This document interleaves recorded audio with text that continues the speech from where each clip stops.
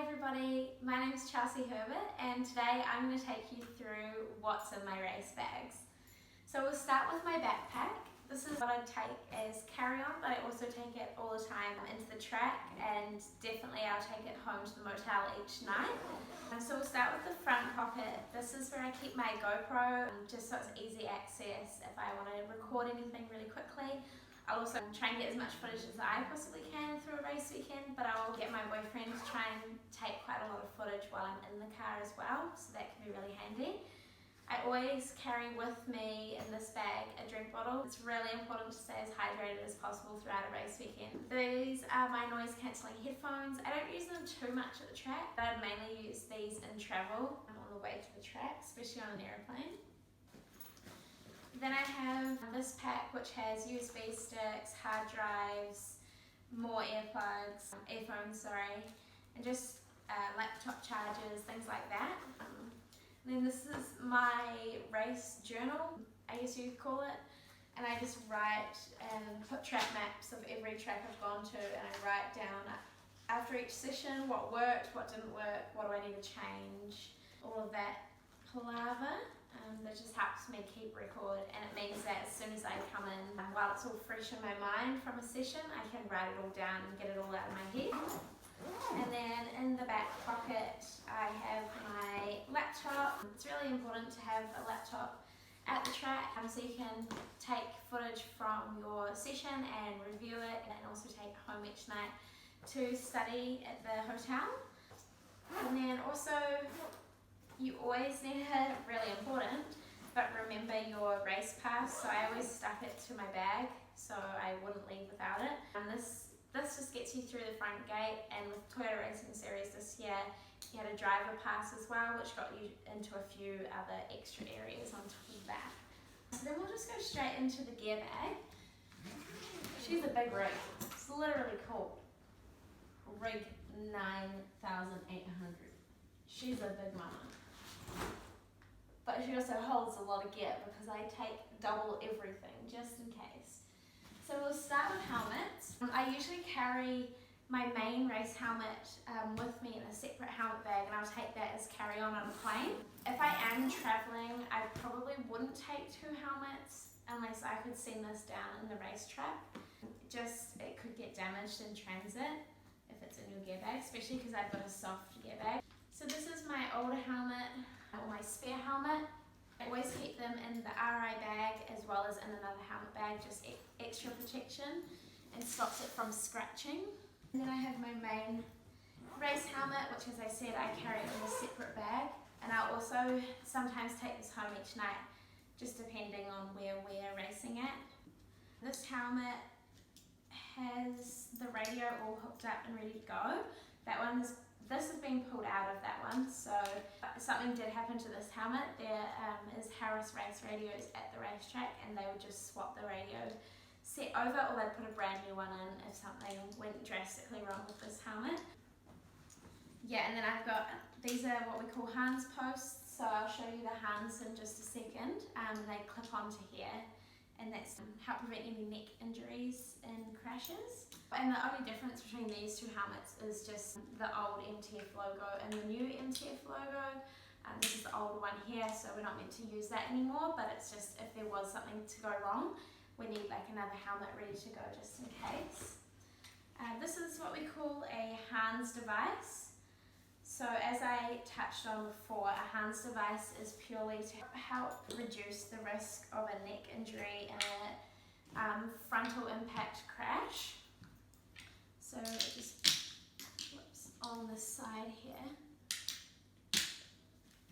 So when you are in a crash, your head can only go this far forward. So that's a Hans device, and it just sits here on your shoulders. I also bring with my helmets a spare visor, so especially with single seaters, if it gets dark or if it's raining, it's really important to have a clear visor so you can still see everything that's going on, because there's nothing more dangerous than not being able to see what's going on in front of you. So I always, once again, take two race suits. They pretty much look identical, but once again, one's the old MTF logo and one's the new MTF logo. So this is the new one. This suit is also screen printed, which is quite nice and it makes it feel very light. My second one is stitched. This is my absolute favourite race suit.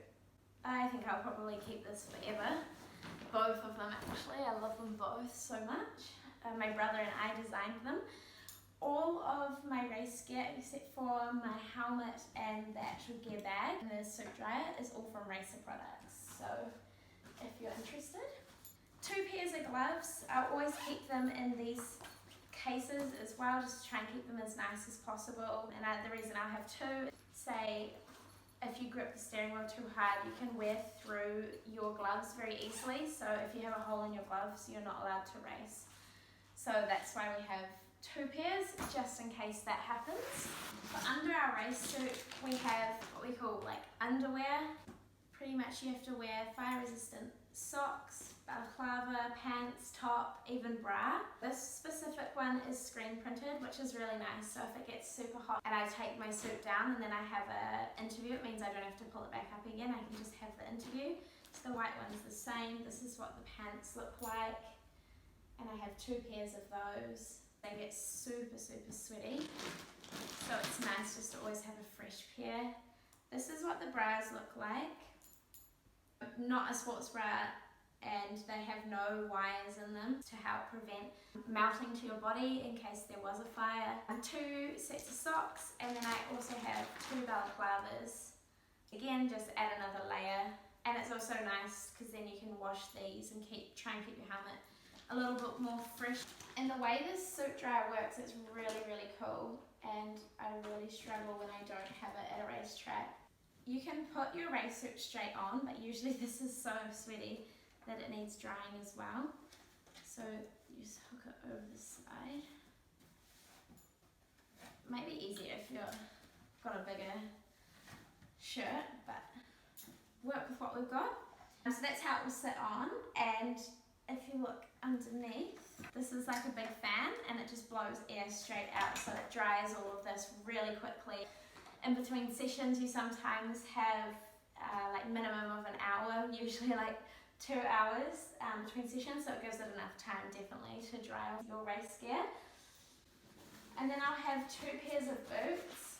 This is my older pair and they literally look exactly the same as my newer pair, except this pair is very dirty, and I probably should clean these, otherwise defeats the purpose of having white boots because they turn black anyway. But this one is laces, and this one is actually very cool. It's got a twisty system, so when you put it on your foot, tighten up super quick, ready to go, and to pull it off, just push the button in and release. So that's really cool.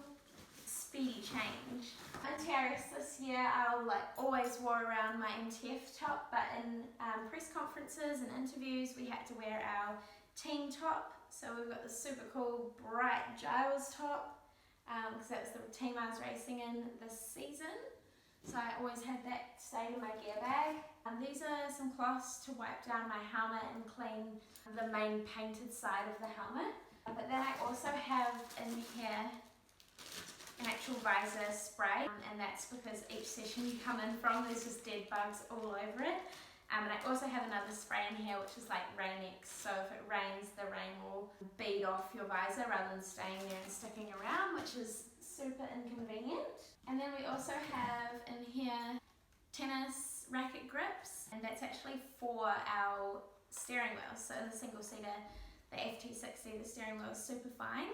So if you preferred a thicker steering wheel, then you could add grip to it. I actually didn't get the chance to this season, but we got them and they're ready to go if I ever need them again. When I'm on the grid, there's 2 things I'll have other than my race gear, and it's these 2 bottles. Both of them I get my boyfriend to bring onto the grid. This is a fan, and you can fill this section up with water and spray it, and it sprays and fans your face, and it is a lifesaver on the grid. And then this is my Arepa drink bottle, and just the reason it's got this long straw is so when you're on the grid and you've got your helmet on, you can slip it up under your helmet and still carry on drinking, because It's just super important to stay as hydrated as possible. Ideally, you don't want to be drinking too much on the grid because then you'll be busting for the toilet, which I found out the hard way. This is my warm-up kit. So I've got elastics in here. I've got everything. I've got a massage ball, a reaction ball, so when you throw this at the ground it will like boost off in a different direction. You've got to be able to grab it. Juggling balls. This is a massage ball and it also bounces, so I do a lot of warm-up exercises with this. And then these are just various strengths of bands to help warm up. Heaps of like warm your shoulder and back up, because a lot of that is super important when driving a TRS car. They're very, very physical, so you've got to make sure your muscles are all warm and ready to go, so that you're functioning, and everything happens at a super fast pace, so it means that you're ready for it and you're on the ball. Some Arepa tablets, so I take these 20 minutes before each session, and it just helps for mental clarity and making sure that I'm focusing 100%.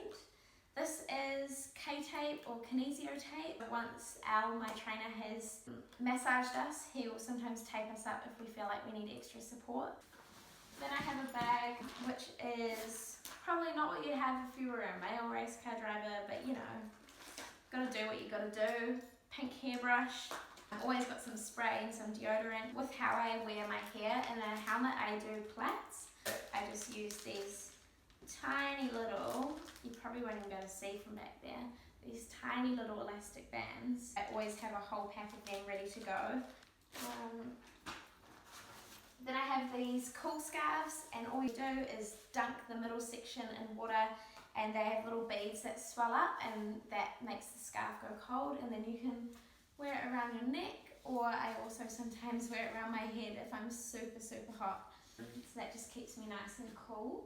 I always make sure I've got Sharpies, a minimum of 3 at all times, because if there's 3 days of racing, I can guarantee I'll lose 1 pen a day. So I always find them, but it's like in my pocket and it's the next day and I've already got my mum to go out and buy more. So always need an endless supply of Sharpies. And this is where I keep my licenses. So for racing, when you enter any race, you always have to have your motorsport license and then a club license. You belong to a motorsport club. So that's super important. No license, no racing. So what usually lives in here is my molded earphones for racing. This little part here is where your radio would hook into, and this goes into the car. And that's how the radio system works. And the reason we have radio is so if there's any crashes on the track and we may not be able to see them as we're approaching them, our engineer will let us know on the radio, and then if I've got any problems I can radio back. So these are molded earplugs. I don't know if you can see.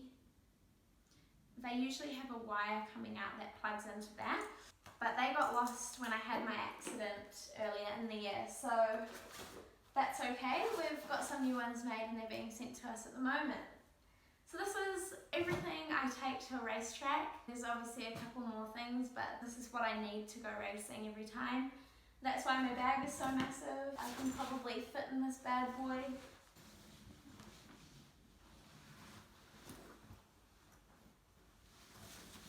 If I had someone here to zip this up, that would be a very good trick. You know how people are like, oh, if you're going away, can I hop in your suitcase? This one you actually could. You could do that. Anyway, thank you so much for watching my video, and if there are any other videos you want me to film, please let me know. Yeah, I really enjoyed making this for you guys, and I hope you enjoyed it.